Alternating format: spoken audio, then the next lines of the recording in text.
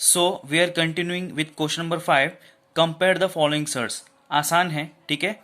पहला है आपको 7√2, दूसरा है 5√3. ठीक है, इस दोनों को कंपेयर करना है कि कौन छोटा है कौन बड़ा है, या वो इक्वल भी हो सकते हैं. तो कैसे करने का, 7√2 को यहाँ लिख दिया, 5√3 को यहाँ लिख दिया. ठीक है, हम दोनों को साइड बाय साइड करेंगे सॉल्व और लास्ट में देखेंगे. अब मैं 7√2 को, ये जो 7√2 में जो 7 है उसको स्क्वायर रूट ऑफ 49 लिख सकता हूँ. यस, क्योंकि 7 7 आर 49. तो जो 7 है उसको मैंने स्क्वायर रूट ऑफ 49 लिख दिया. 7 के बाद क्या है, √2. तो 49 के बाद क्या है, मल्टीप्लाई बाय √2. ठीक है, तो 49 इंटू √2 है, तो इसको मैं एक ही रूट में डाल दूंगा. 49 मल्टीप्लाई बाय 2. ठीक है, 49 2 सा कितना होता है, 98. ये एक हो गया. वैसे ही इसको करना है. 5 को मैं स्क्वायर रूट ऑफ 25 लिख सकता हूं. जैसे यहाँ पे मैंने 7 को स्क्वायर रूट ऑफ 49 लिखा, वैसे मैं 5 को यहाँ पे स्क्वायर रूट ऑफ 25 लिख सकता हूँ. यस, क्यों, 5 5 जार 25. और √3 था बाजू में, तो √3 यहाँ पे मल्टीप्लाई होगा. दो स्क्वायर रूट है तो यहाँ पे एक ही स्क्वायर रूट बना दूंगा. 25 मल्टीप्लाई बाय 3, 25 3 जार कितना होता है, 75. समझ में आ गया. सो मेरा एम क्या होना चाहिए, ये जो एक नंबर है वो एक स्क्वायर रूट के अंदर आना चाहिए. ये जो एक नंबर है वो एक स्क्वायर रूट के अंदर आना चाहिए. फिलहाल में मुझे कंपैरिजन करने में आसानी हो जाती है. समझा हमने ऐसे कैलकुलेट क्यों किया, क्योंकि मुझे दोनों को एक स्क्वायर रूट में चाहिए था ताकि मैं दोनों को आसानी से कंपेयर कर सकूं. अब तुम बताओ, स्क्वायर रूट ऑफ 98 बड़ा होगा या स्क्वायर रूट ऑफ 75. ऑब्वियसली जो नंबर बड़ा होगा उसका स्क्वायर रूट भी बड़ा होगा. तो ये लिख दिया, स्क्वायर रूट ऑफ 75 लिख दिया. स्क्वायर रूट ऑफ 98 ऑब्वियसली बड़ा है 75 से. ठीक है, अगर ये इससे बड़ा है इसका मतलब 7√2 भी 5√3 से बड़ा होगा. सो 7√2 इज ग्रेटर देन 5√3. समझ में आ गया. वैसे सेकेंड वन करते हैं.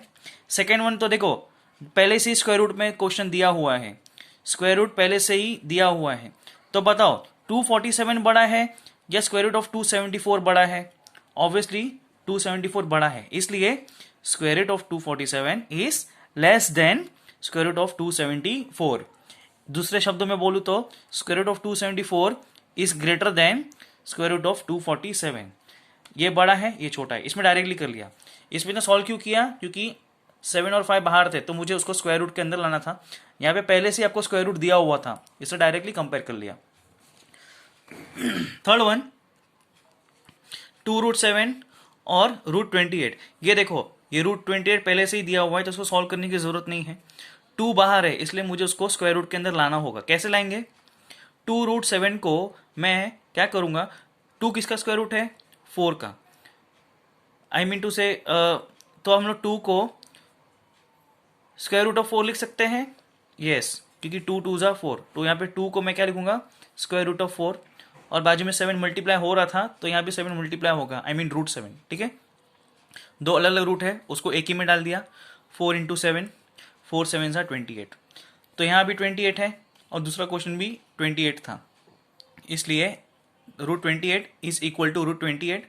अगर ये दोनों सेम है इसका मतलब ये दोनों भी सेम होंगे. सो 2√7 इज इक्वल टू √28. समझ में आ रहा है. इसमें मैंने लिखा है फोर्थ और फिफ्थ जो क्वेश्चन है it is same as first. जो फर्स्ट क्वेश्चन किए थे ना हम, वैसे ही है. इसको आपको सॉल्व बाय योरसेल्फ, खुद से सॉल्व करना है. सिक्स्थ वन देखते हैं अभी, 5√3 और 9. अब इसको कैसे करने का, पहले 5√3 को कर लेते हैं और 9 को यहाँ लिख देते हैं. 5√3 को कैसे करोगे, 5 को मैं √25 लिख सकता हूँ. यस, 5 को मैं √25 लिख सकता हूँ और √3 तो बाजू में आएगा, ये मल्टीप्लाई होगा. जब दोनों यहाँ पे मल्टीप्लाई का साइन नहीं डाला है मैंने, बीच में आपको डालना है. ओके, सो दो अलग अलग रूट है, मैंने एक ही रूट में बना दिया. 25 मल्टीप्लाई बाय 3, 25 3 जार 75. अब यहाँ पे पिछले सम में √28 था तो √28 लिखा, लेकिन यहाँ पे रूट नहीं है, यहाँ पे सिर्फ 9 है. तो आपको दिमाग लगाना है. मैं इसको रूट में कैसे लिखूंगा, 9 को, 9 9 जार 81 ना, तो मैं 9 को √81 लिख सकता हूँ, है ना. यहाँ पे रूट नहीं था 9 का तो मैंने रूट में बना दिया. कैसे, root of 81, square root of 81. Square root of 81 क्या होता है, 9, इसलिए मैं √81 लिख दिया.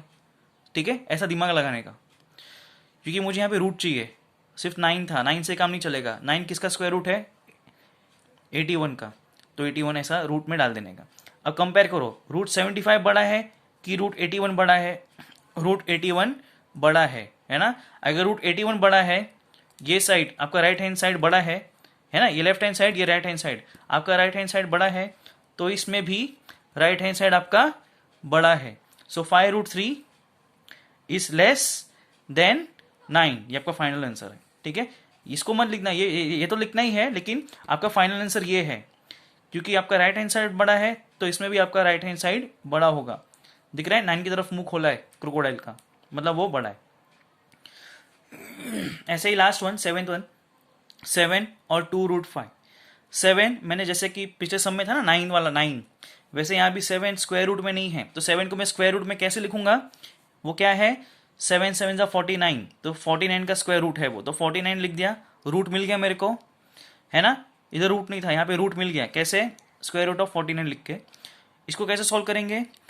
2 को कैसे लिखूंगा मैं? √4, क्योंकि 2 2 ज़ा 4, और बाजू में √5 है तो यहाँ पे भी √5 आएगा। दोनों को एक ही रूट में डाल दिया, 4 × 5, 4 5 ज़ा 20।